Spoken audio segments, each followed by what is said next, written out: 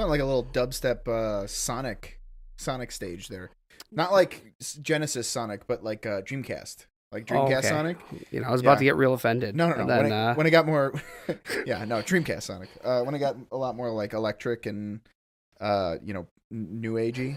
That's it had a little bit of that Sonic feel. A little slower. Felt like I was looking for the Chaos Emeralds. So yeah, welcome back to the old R&D podcast. To the limbo week. Yeah, this is a weird week. Free time. Mm-hmm. There was I was reading a meme, and it's like, the amount of time between Christmas and New Year is like, it's just a paradox. It's a quandary where, like, what time is it? When do I get up? It's 10 a.m. Can I start drinking? Time ceases to have any sort of meaning. Meaning. Yeah. Time just ceases to have any purpose, in that span. And it's also a weird like work transition. Like you don't want to start anything right now. Yeah, especially because this year Christmas Eve was a Monday, Christmas Day was a Tuesday, and then you're gonna go back to work on a Wednesday after 4 days off. And then New Year's Eve and New Year's Day is right, Monday, it's the same Tuesday. thing. So it's like, they're all throwaways. You just write off every day between the 21st and like the 3rd. Right. And then I leave for vacation on the 3rd. And that is also my booth day. I know. It's pretty sad. I know. I have to spend my booth day without you. Wait, the first is the first is Tuesday. Is it? So the 31st is Monday. Right. First is, and then Thursday is when I leave. Yep. Which is, but that's okay because when I come back, we get to go see. I've already got the perfect X-Acto knife. Cut the hole in the bottom of the popcorn. Oh God, I can't wait. Oh yeah, it's gonna be so good. I love it. I love getting a little kernel stuck in the urethra. Get a little pressure backed up on it, and then just pop it right in your mouth. Ugh. You That's like it. Pretty disgusting. Well, after I get, I'll use bigger and bigger kernels, and then I'll pop a lemon head in there for you. You're disgusting. You're ruining one of my favorite foods. Lemon heads or dick? Dick. Pew, pew, pew, pew. I hate lemon heads. Actually, lemon heads was one of my dad's favorite candies. I think it was my dad. It might have been my mom, but I think it was my dad. And he would buy a box of lemon heads, and I was like, oh, it tastes like I'm sucking on something I'd wash my counters with. Like, it's so overwhelmingly lemon. Yeah, but there's two sides to that. One, haven't you ever washed your counters and been like, man, that smells like that would taste really good? No. Oh, well, then I guess it doesn't really matter. But, many people have had that feeling. So, just saying. Let me turn the old volume down on the old Dazzle lap. The Dazzle top? Because who knows how many beepy boops we're going to get. Lots of beepsy boopsies. So Christmas is over. Thank God. Yeah, man. It was a real weird. It gets worse every year for me. But it's about to take an upturn, because things in life are changing for you. For me, we've mentioned it on here. Good. I always forget what we haven't. Yeah, Mrs. Razzle's with child. Yeah. So Christmas is about probably mine. Yeah. Well, no one's 100% these days. Yeah, no. I'm dead serious. I don't know who listens to this. Mm-hmm. Get a paternity test. I know you love her. I've already mentioned. I'm doing it. You have to. I'm doing it. Because hey, I don't think anything would ever happen. I don't, but stranger things have happened. Sure. And plus I want to make sure whatever kid I come home from the hospital with is mine. That's the other thing. You also have to make sure that you don't get, swapperoonie, and then your kid grows up and he's like Haitian. I feel like we'd know prior. Well, now they all look like smushed little prior to his 18th birthday. They all look like her 18th birthday. Purple smushed dough balls for the first 6-7 years. It's like that dough that before you put it in the bowl to rise. Oh yeah, that's what a baby is. It doesn't rise for like 3 weeks at room temp. But yeah, I will say that for me, it was a little different because I had kids very young. But you kind of went the path most traveled, or well, actually nowadays not so much, but the path that you should travel. And I think in adults' life, you hit this peak at like, adolescence, and then it like just goes downhill from there. And into adulthood, and then it's like fucking miserable. Like you dread. Like there are those bitches out there that like once a leaf turns yellow, they fucking freak out, and it's boots and muffs and frappuccino, pumpkin spice, jizz muffins, and they just can't wait. And then for us, it's like it's just a fucking downhill spiral until you can't wait for it to be over. And then kids come into play. And then it goes up again. And then it comes crashing back down. Sure. So as all things do. Yes, mine has come crashing down. The miracle of Christmas is over for me with my kids until I have another one. The whole Santa thing is over. It was over last year, and to put it in perspective, I didn't put up a tree. I didn't have lights. I didn't even wrap their presents. Amazon wrapped their presents. Sure. They just opened a bunch of cardboard boxes, and you know what? They were just as happy. Yeah, I know. So I believe me, if I could get away with that, I would. Well, now you can't. Yeah, I know. Now you're gonna hate the first few years because this little fucking thing isn't gonna know anything. Well, it barely knows who you are. I know. And then once the kid starts talking and like, and then it's like, and then the kid's eating fake Christmas tree leaves and breaking ornaments. Then it starts to gain it's the best years of your life, really. It's what you're looking forward to. That's what I'm looking forward to. They're the best. I'm looking forward to chore age. Yes. When they become old enough to do my bidding. Oh, believe me, I'm there. Almost. I'm there now, but I don't really make them do any chores outside of the ordinary in the house right now, other than pick up your toys. Like, I ask very little of my children. And a lot of people might say that I'm very lenient and I spoil the shit out of them, but which is all valid. I do, but I don't make them do chores per se right now. But when I move, it's gravy train's over. Yeah. See, I don't want to make my kids do like just their own chores. I want them to make them do my chores too. So that I don't have to do them. Oh, somebody needs to go clean the garage. Yeah, load and unload the dishwasher. Mop the windows. We've put in our time. Yeah, we shouldn't have to do that anymore. Sweep the dog. Whatever needs to be done. Sweep the dog. Do my taxes. And brush the sink. Yeah, all of that.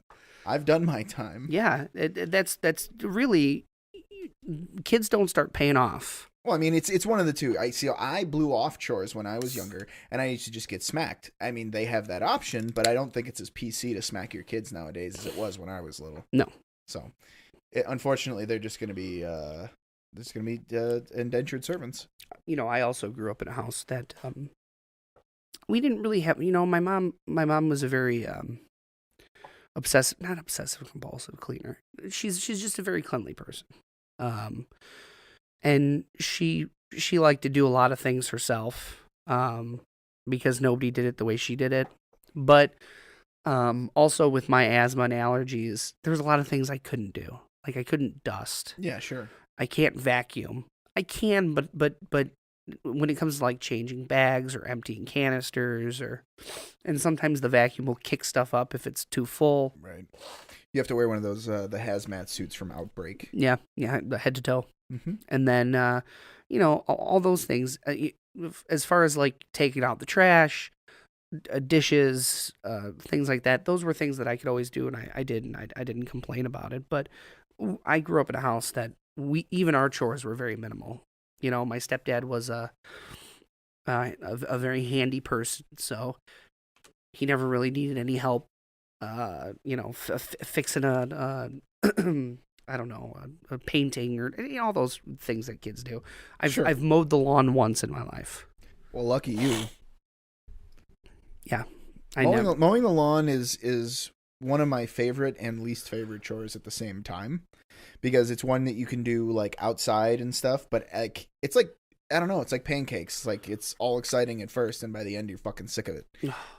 To borrow a line from Mitch Hedberg, but yeah, it's doing dishes by hand was my least favorite chore when I was younger, and so what's funny is after I moved out, I didn't have a dishwasher. I didn't own a dishwasher for my first several places after I moved out, and it was always super fucking annoying to me.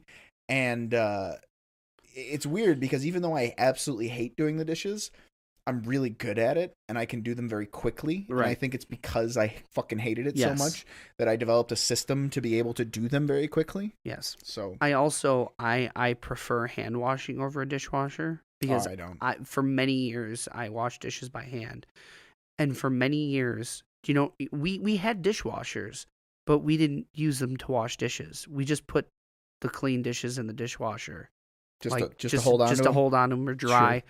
But anytime, like my parents were so weird about, like, you literally had to wash the dishes before you put them in the dishwasher. Yeah, I will rinse dishes. Oh man, I will rinse dishes before I put them in the dishwasher. But I understand where you're coming from. Like, I would be like, what's the point of like scrubbing this plate, right, and then putting it in the? Why don't I just take the extra half second? I don't scrub. I'll rinse it to get like the larger chunks or whatever off of there. Because then you're pulling dishes out of the dishwasher, and they've got like poop, stuff on them, and then it's like, and then you rewash them, and it's like, that's a waste. Like, I could have done this right the first time. So yeah, I prefer, even to this day, washing dishes by hand. We have a dishwasher and I don't use it. I'm also one of those people that I have to reload the dishwasher after Mrs. Razzle does it, because no matter how many times I could draw her a diagram, like a schematic. Okay, bowls go here, cheese grater there, big plates, little plates, pans, whatever. And it doesn't matter. I'm very happy that she puts stuff in the dishwasher. She doesn't leave it out. But I have to rearrange it. It's a very tight game of dishwasher Tetris. Yeah, and I'm not saying my way is the only way, but my way is better. Yeah. So it gets rearranged in my image. I hate it when people put bowls on the bottom. You have to put bowls on the bottom. Little But you can't put them. You can't put them flat. I'm not talking big bowls. I'm talking like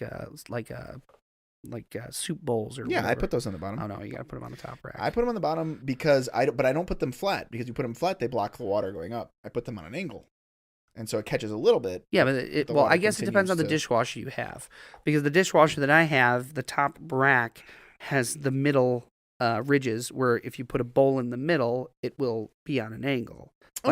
No, so I will say sometimes if the bottom's full, we do put bowls. Yeah, I put bowls in the middle on the top, cups on the sides, and big utensils, and then the bottom rack is plates, whether it be dinner plates, salad plates, and if a pan will fit, if it's not too big, and then silverware and whatever. But and the Tupperware will generally, plastic in general goes on the top. Yes, you have to go on the top, and then otherwise, what you'll do is if you try to put Tupperware, it will flip, and then it will just collect with dirty, disgusting water. Sputum water.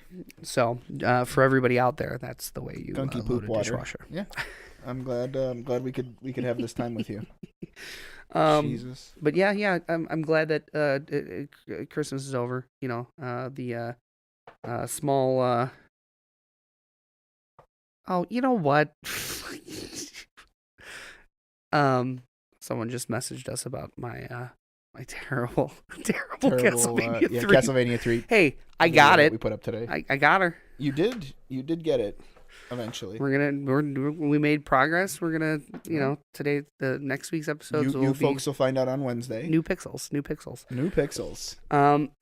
So yeah, I'm glad it's over. And now I have the added headache of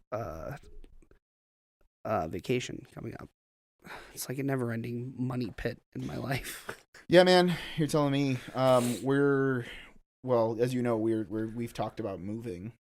And as with most things, once I mention them, Mrs. Razzle takes the ball and runs with it. So Good. we're going to look. So do I. Like this weekend, at different places. So if you want to talk about fucking money pits, there's one for you. Well, let's talk. You know what? I just had this conversation with Mrs. Dazzle, and I have a different opinion than some people. I think she has a very old-fashioned opinion because she really, the only thing she has to base it off of is her parents and everything. But I feel that anybody says that a house is an investment, you don't understand what it is to buy a house today as opposed to 20 or 30 years You're ago. not buying a house for 10 grand and then, selling it for 100. Exactly. It's not that's not the way it works anymore. You're buying a house for 250, and then 15 years from now it's 250 or 265 or 300 or something. But after inflation, you've lost money anyway, so it makes no fucking difference. So I tried. Plus the taxes you're paying on it the entire time. Exactly. So it's a house is an investment. You're only gonna get an investment. Like, I will tell you, my first house, and actually this one too, to some extent. So the first house, was a short sale. It was originally sold for like $275 at the height of the bullshit market. Yep. And then the market crashed, and I bought it at a short sale for $135 and sold it for $200 3 years later. Now it's at like the estimates on it's like at $230. But I had some extenuating circumstances where I had to sell. Correct. I had purchased it with a person, and and that person died. Metaphorically and emotionally, yes. But I had to, when we went our separate ways, I had to get rid of the house, so I had to sell it. And unfortunately, I didn't have the cash to just buy it out. And at the time, I was looking, it was further away from everybody, from friends, further away from work. So I was looking to come back this way anyway. So sold that and made a decent chunk on it, and then purchased the place I'm in now, also at a short sale, also at $135. And the estimate on here is not 200 or 230 or whatever. It's like 180. But right. But either way, so it's possible to purchase a place as an investment, but even still, it's harder and harder, and it's more and more difficult to actually turn a profit on a place because of, like I said, the taxes that you're putting into it, insurance that you're paying on it. If you're paying PMI, which I am, if you have an HOA, which I do, like, it's, when you add all that shit up, you're lucky to break even after X number of years. And that is one of the reasons why I lean towards renting at this point. Only because 90% of those things you don't have to worry about. Oh yeah. And you also have to take into account, I need a new fridge. Oh, the fridge went out. Oh, the furnace went out. Oh, the the windows need a treatment. Oh my God, the front door is all banged up from that 600-pound wreath we put on it for Christmas.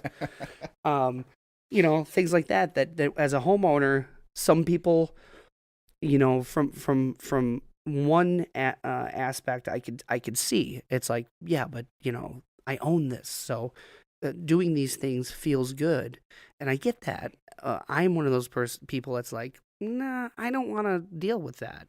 Like if a pipe bursts, I want to call somebody and be like, yeah, the pipe burst, so you need to send somebody to fix it, and then somebody fixes it, and then I don't have to fucking worry about it. Mm-hmm. Like, it doesn't bother me that I don't own I don't own my car.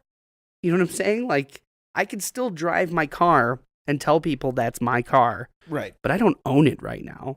The bank owns my car. Yeah, believe me, I understand the difference between home ownership and renting limited liability, so to speak. Yeah. I completely understand, and you're 100% right, because as a homeowner, the shit never ends. Yeah. The job never ends. It's never over. So I completely understand. And then you have to, if I decide to crack one day and my just I can't deal with people anymore and I want to run away. Yeah. I just gotta wait until that lease runs out. I'm out. So surprisingly, a former coworker of ours, looks sort of similar to me but taller. Had a propensity to get angry sometimes. You know who I'm talking about? No. Can you say which job? This one. Oh, okay. You know what I'm talking about? Okay. Yeah. He lives in an apartment downtown, or he did at the time. This was like 4 years ago when I first met him. So he lived in an apartment downtown, and he's like, yeah, my apartment's my place is small. You know, I make enough money that I could definitely move or buy my own place or whatever, but I'm only paying like $700 a month in rent. And it's cheap enough where if I decided to say fuck it and go leave and move to the woods or go crazy or whatever, I can absolutely do it and nothing's holding me back. So I completely understand that mentality. Yeah. And believe me, well, I mean, if I was going to go move to the woods, I wouldn't give a shit what happened to my place, but I understand the idea. Yeah, the exit strategy. You always have to have an exit strategy. Absolutely. And when you have a mortgage, a 30-year mortgage, makes that exit strategy a little more difficult. Yeah, I mean, if I'm leaving, though, I'm going to leave the country. So, fuck them. Have them come get me. I don't give a shit. Excuse me. So, yeah, I don't know. The your looking coincides, obviously, with my looking. Mm-hmm. And I am more of I have to move out of necessity at this point. It's just I can't live where I'm living. I don't have any problem with living where I'm living. I enjoy having the ability to do whatever I want and not worry about money, but I also some things have happened recently with I'm considering more and more that here I'll put you. How do I put it more vaguely? I don't know. You're being pretty fucking vague. Yes, I know. If there's not enough room where I'm at right now to add another person. Sure, I understand. So, if I wanted to add more bodies to the family, mm-hmm. I need something else. That's how I'll say it. So, but it's also one of those things where I just want something that doesn't smell like smoke. I want something cleaner. I know the feeling. You know, and I'm not even talking about when where I used to live with. I lived with my dad, and I lived with. When I was growing up, obviously I lived with my dad, but believe me, I completely understand absolutely everything in your world smelling like smoke all of the time, and it sucks. Except for I don't really smell like smoke usually. Usually you don't. I try to segregate a lot of my life from the excessive smoke from the downstairs. I'll give you smoke in your downstairs. Oh boy, don't threaten me with a good time. I'll burn down the only tree in your forest, buddy. Ooh, gooch fire. A little brush fire. That's a callback from my toilet story. You're gonna find it's the forest is barren down near. You've had your yearly your controlled burn. Yeah, got it. Yeah, although I probably should try to get into the ass. Like it's hard to shave my ass. You're trying to shave your own ass, right? Got it. Why? I don't know. You just really want life to suck for a couple of weeks? I know. I've done it before. That sounds awful. Yeah. That sounds fucking brutal. Yeah. Well, I mean, I don't shave down to the skin because when it grows back in, it's the fucking worst. And even still, I do not go behind the balls at all. No, there's nothing like halfway, like front facing ball, 50%, of the way back. I don't do the back side of the sack. Or further back than that. Maybe I should go to somebody. Sure. Like a dog groomer? Yeah, dog groomer. They'll just give you a little shot and numb you up and put your feet in the stirrups. Some people have said it looks like I'm smuggling a Yorkie in my ass. I always viewed it more as a Scotty. It's got the long whiskers and a little bit of attitude. Yeah, that's much better. Yeah. No, they have people that do that, like waxing type stuff. Yeah, they do waxing. I don't know if they'll do shaving. No, I would do a wax. Man, could you imagine the fucking pain? I've had my eyebrows waxed before. I've never had anything waxed. I've had my eyebrows waxed, and I think Mrs. Razzle waxed my eyebrows once. I think she actually did my my unibrow once. Now that I think about it. Yeah. And it was awful. It's awful. No thanks. I think a lot of women who haven't done, they kind of get a little desensitized to it. So here's a question. I can't imagine, and maybe I'm wrong on this, I can't imagine women who, there's different levels of hairy, of people, just in general. Yeah. Faces, armpits, chests, assholes, vaginas, whatever.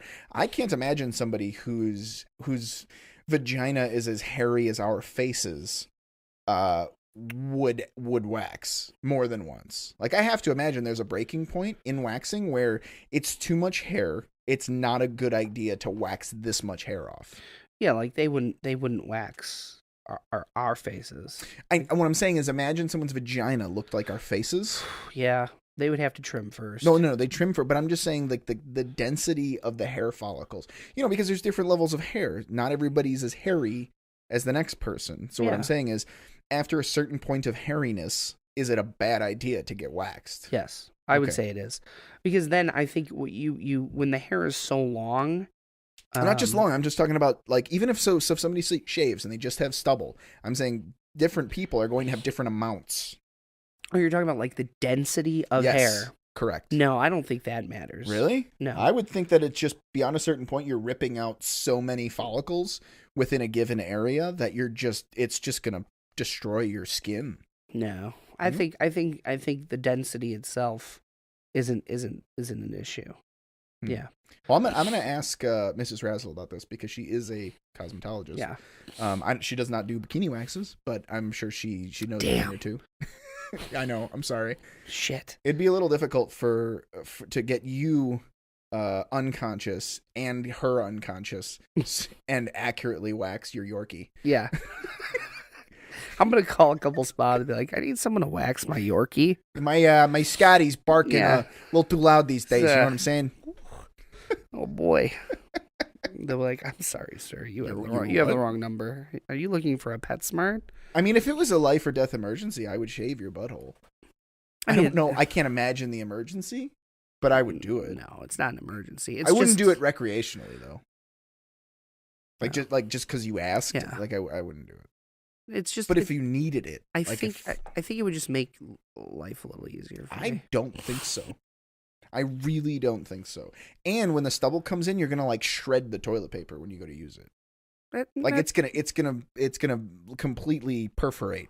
That never happened before when I used to. I don't know, man. I don't see this being a good idea at all. I can't imagine this turning out well. Yeah, I guess. I mean, you do you. I've never shaved my asshole before. I just think it's a cleaner.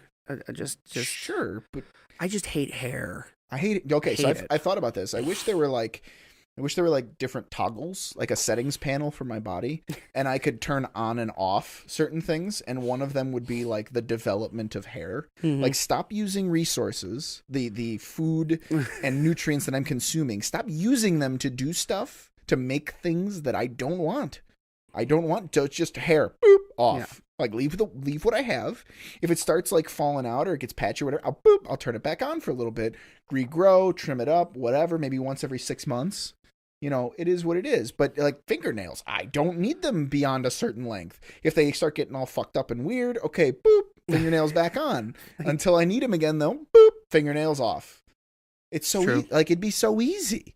I just want to turn off the production of things I don't actively need or use. I agree with you. How much earwax do I need? I don't need to keep making it. Once my ear is sufficiently filled with wax, like, I'm good for a bit. No, I think that's constantly. I think that's one of the things. I think the mechanism is to push out irritants and things in. So it's in a your constant ear. slow flow. Yes. All right, earwax can stay on. Yeah, earwax, unless, but some people overproduce earwax. As long as you're not overproducing it.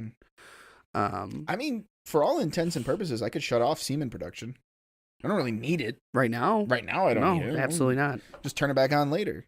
You know what I mean? Like, I don't know, toenails? The fuck? What do I use toenails for? Like, if they're there, it's fine. They're protecting the tips of my Well, how my else am I going to scratch my calf? Well, yeah.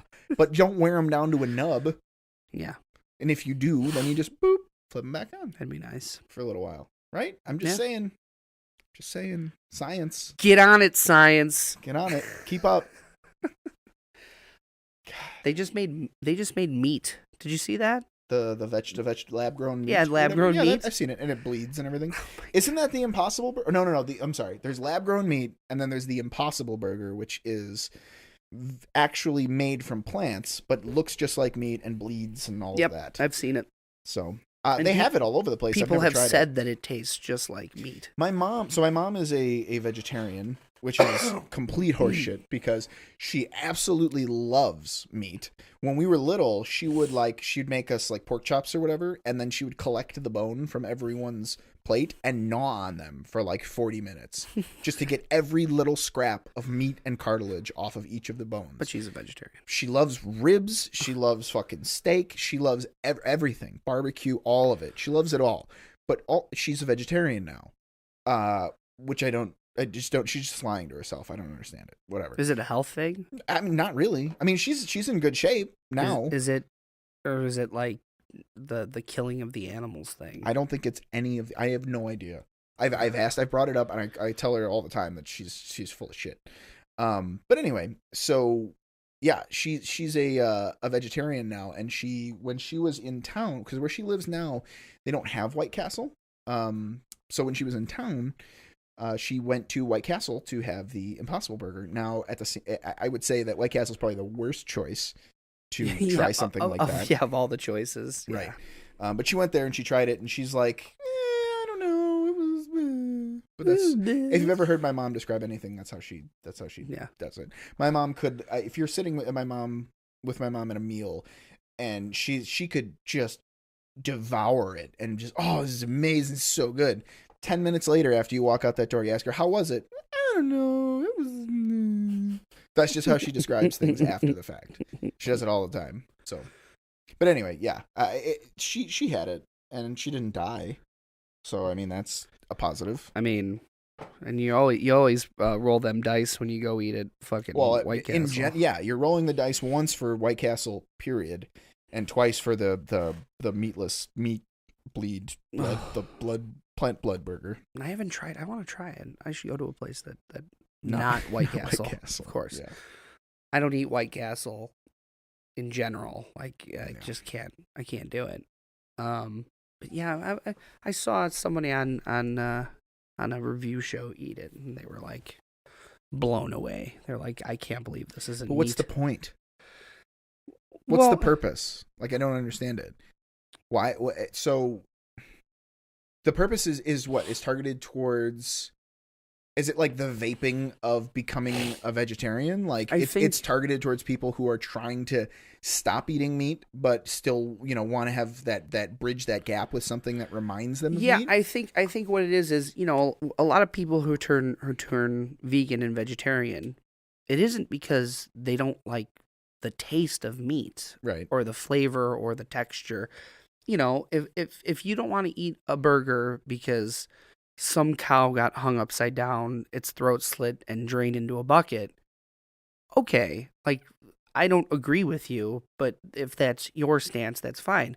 But that doesn't necessarily mean that, like, they'd be lying if they said they didn't like the flavor. Well, that's just physiology. We are designed to eat meat, to crave salt, sweet, fat. Right. We're just designed for it. Right. Our bodies, our mouths are designed to chew and rip meat. Yes. But okay, so fine, they don't like it because meat's murder, whatever.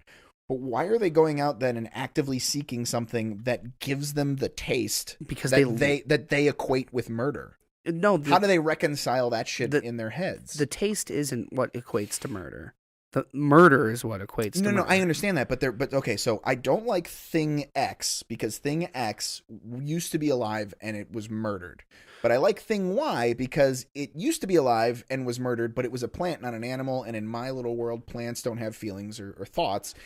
But it tastes just like Thing X that was murdered, so I get all the things that I like about the murder without the murder. The murder. Right. Correct, yeah, that's what it is. And also, you also have to look at it from a point of view of...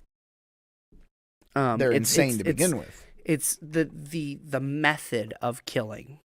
Like, I would have to say, and I don't know, but most vegans and vegetarians, if we were back to a hunter-gatherer, hunt for our food... They die. They would die. I think they would... They would die. I think they would eat meat at that point. Right. They would eat meat or they would die. Correct. Because these people don't know where fucking kale lives. They don't know how to hunt potatoes. Right. Like they would die. Yeah. They would die or eat meat. They don't, because it's people who eat meat that farm all the shit for the people who don't eat meat. And it's also a more... It's the inhumane killing of animals. It's more humane. I don't know, man. I think it's more humane to them. And I could see the point of view of if I go and I hunt a cow. Okay, paint a picture. How are you hunting the cow? Okay, so I live on a ranch, and it's not really hunting cows, but and I have cows. I have 50 cows. And I kill that cow. Do you let the bulls fuck the cows directly, or do you jerk the bull off and then spit it into the cow's vagina with your mouth? I don't know how I would do insemination. I don't know what the best way is for a farmer. I would say, I don't know their cycles, but I would have to assume that artificial insemination is a faster, more efficient way of breeding. So you're jerking the bull. Yes, I would be jerking the bull and Got it. and inseminating the sow, not the sow. That would be a pig. Yes. You could jerk a bull off and squirt it into a pig. Could you imagine a cow pig? Oh my goodness. What is it? Hey, cows are just like people. The estrus cycle of cattle is the period from one estrus, heat, phase of sexual receptivity to the next estrus. For the cow and the heifer, this period averages 21 days with a typical range of 18 to 24 days in length. That's crazy. How long is their pregnancies? Gestation period? Yeah, the gestation period. Gestation period. It is 283 days. Which, wait a minute, that breaks down pretty close, doesn't it? What's 9 times 3? About 9 months. I mean, 9 times 3 is 27, so it's about 9 months. About the same. So, all right. We have figured out that cows and humans menstruate and gestate for roughly the same amount of time. Yeah. So, the more you know. Yeah. Do. Okay, so you're gonna go. You've jerked the bull into your mouth. You've run over and spit it into the cow vagina. Right. 9 months goes by. 283 days goes by. New cow comes out. Right. Your time to kill one. What are you doing? So it would probably be more humane. I mean, how? What are you doing? How do you kill it? That's what I'm asking. But that's the thing is, I'm not a farmer. I don't know all of the I know for horses they just shoot them in the head. Yeah, but they don't kill horses. Well, in the U.S., right. For the most part, they don't kill horses for meat, although that does happen for dog food. So I'm assuming that the same could be said for cows, like just one quick 45 to the brain. But let me ask you, though, because that's what they do in... That's not what they do in slaughterhouses. Yes, they do. They kill the cow first. What they do is they have a... Yes, they do. I'll let you finish, and then I'll tell you what actually happens. They have a little device that basically stabs the cow in the brain and kills it. And then they hang it upside down and cut its throat and drain it of blood. They don't do that while it's alive. False. That's not false. Pull it up. Okay. I know what they do. I'm talking about now, not like... No, this is now. Okay. They electrically... They freeze it in place. They prod the cow electrically. They have a hook and pulley system. Go ahead. I want to read what this says. I'm reading. Go ahead. Okay, so while you're doing that, yeah, electrical. And they have a hook and pulley system that comes around, and then some guy hooks the rear hind leg of the cow, and then as the pulley comes and it lifts the cow, so now the cow's hanging upside down, cow's still alive, still mooing around, and then as it's coming by, the guy takes it and goes whoosh, slits its throat, and then it continues to bleed out into the reservoir, and then it comes around, still alive until it finally dies, and then they drop it and do whatever. You know, I think you're right. I know. I've seen it. The Humane Slaughter Act of 1978 for cows. Okay, so basically on the Wikipedia page, it says mostly what you're saying. It does say what I was talking about, but it's called the captive bolt pistol. But actually, it only renders them unconscious before they're being killed, and actually they stopped doing that some time ago. So my information is out of date. Let me see. I'm interested now. And they also have the same process for pigs. They do the same thing. And you also have to look at these slaughter farms. They house the animals in a cage that they barely fit in. They're fattened and all these things. So when you look at it from a bleeding heart liberal, I could see how that could hurt some people. Like, I don't want to eat this meat that was from this animal that was just mistreated. But if you're on a farm, you got some cattle, shot to the head, and then you use all the parts of the cow. You make you take the hide, you make clothing, you sell food at the market, you save some for your family. I think when you do that, then that's the way it was intended. Though I think too that if more people were like me, if more people were forced to go through that process, if everyone had to like slaughter and prepare their own meat like they used to, I think more people would be vegetarians, to be honest. Like, I don't know how many little goats I can go out to, how many throats I can cut. Right. You know what I mean? It's heartless, man. Like, even chickens. Have you seen what they do to chickens? Yeah. I don't know how many of those I could do, to be honest. So it's possible that the society we live in both enables vegans and vegetarianism, as well as enables, I keep wanting to say cannibalism, but that's not what I mean. Carnivorism? Carnivorism? Carnivorousness? I don't know. Me?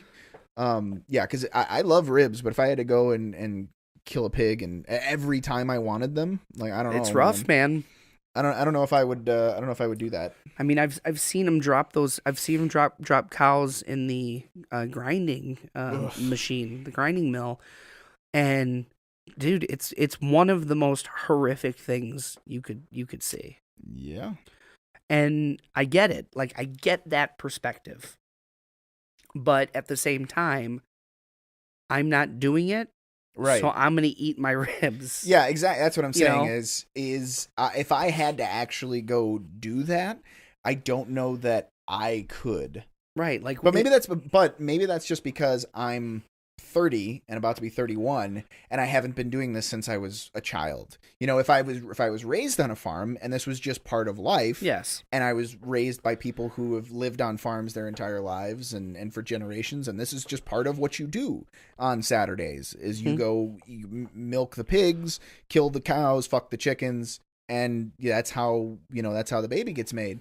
If that was part of life, then maybe if I was conditioned to feel that way from a young age, I will tell you, somebody that we work with, it was telling me stories about, they were born here, but they're Indian. He's Indian. And he goes to India all the time, and he has when he's in India, he has absolutely no problem like slaughtering goats or, whatever. just no problem doing it. And normal guy, normal, it's not weird or anything like that. So that's when, and I think part of it's because he's been doing it his entire life because he's been going to India his entire life. So I think that might be part of it. But me personally, like slaughtering my first animal at 30 or 31, Yeah. I don't know that I'd be down for that. No. Yeah.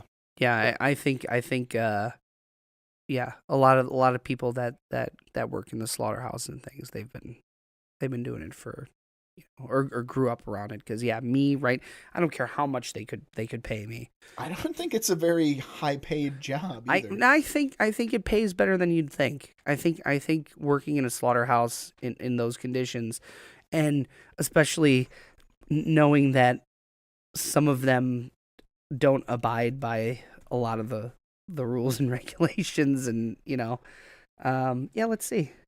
In 2012, on average, they were paid a wage of $11.44 an hour. So you'd have to think that'd be at least $15 an hour at this point. Even still, it's not. No, it's not. It's not. I'm not doing it. But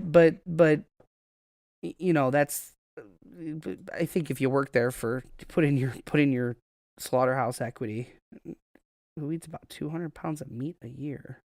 The average American eats 200 eats 1.5 of me a year. Well, I'm not 300. Oh, by the way, side note, I weighed in this morning. Oh, we're gonna weigh today here. Okay. And I'm gonna take pictures. Okay, because I was gonna take a picture this morning, but I forgot. But we'll weigh in here at some point. No, it's also not 1.5 of you. It's like 3/4 of you. 200 pounds. Yeah. Oh yeah. It's 2/3. Right. Something like that. Yeah, it's crazy. It says workers in slaughterhouses, they describe punishing rates of production, leaving them with a lifetime of pain and physical problems. Workers making on average $12.50 an hour, or about $26,000 a year, say they can get fired if their injuries prevent them from working harder. Oh man, that shit's crazy. Well, yeah, I mean everything you're working with, your whole working environment is with 100 chemicals and blades and 1,000-pound animals. Like there's nothing in that work environment that wouldn't be strenuous or difficult to work with. I'm good. Especially since these are live animals. So how many people do you think get fucking rear kicked? Dude, I don't even go to the grocery store anymore, let alone have to go out and kill my own animal. Oh my god. Like I would never survive, I guess. No. Well, we'd be vegetarians. Yeah. only one sausage I'm sucking down. Mm. You know what I'm saying? Where's the scale? Do you want me to go get it right this moment? Yeah, we'll finish up with a little weigh-in. All right, I'm gonna pause. Okay. I'm gonna go get the scale, and I'll be back. Unless you want to like sing while I'm gone or something. No, because I have the tornado squirts. Okay, got it. So we'll pause and wait. No, you can't go squirt. That means you're gonna lose. Oh no, go squirt because your weight will be lower. Yeah, it'll be lower. Okay, good. All right, we'll be right back after a brief interlude. Mm-hmm.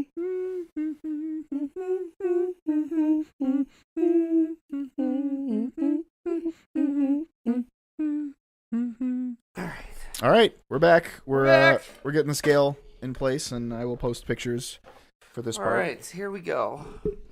Just move this over here. Okay. And this is. Hold on. This is Dazzle. Yep, that's about right. Right. Okay. Yep, that's what I weighed this morning. What's amazing though, you post squirt, you're the same. Yeah. Well, it was all water plus the tornadoes. Did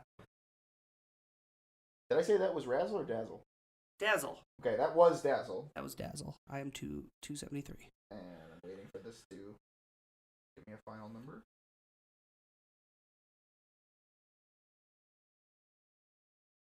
It's because you're. Now it just gave me an error. It's because you're moving. Moving. Okay.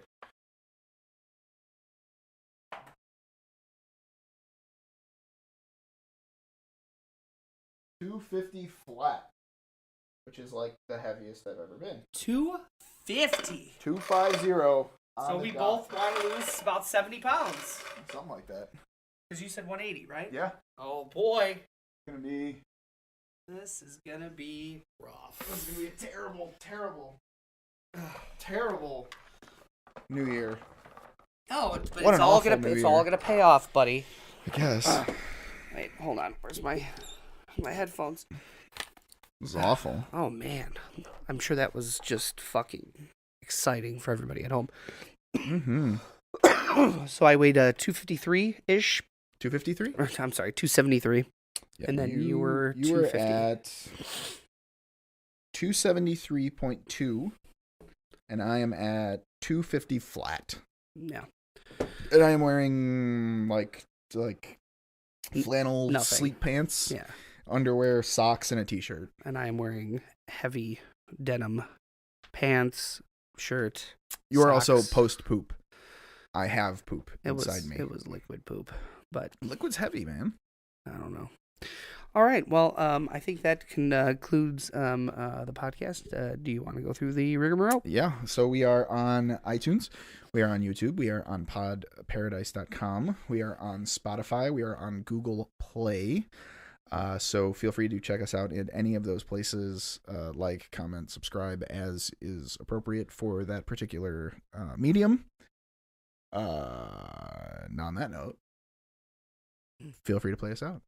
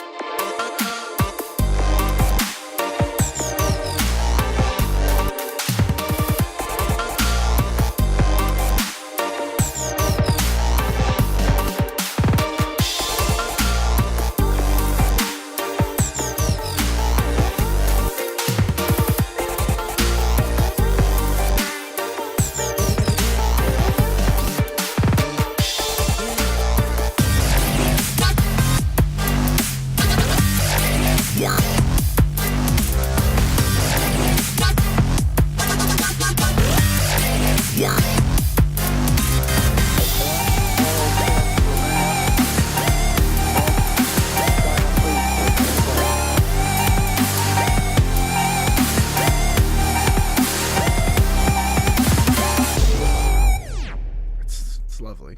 It's truly lovely. I love that we're doing custom intros and outros now. Yes. Okay, bye. Bye.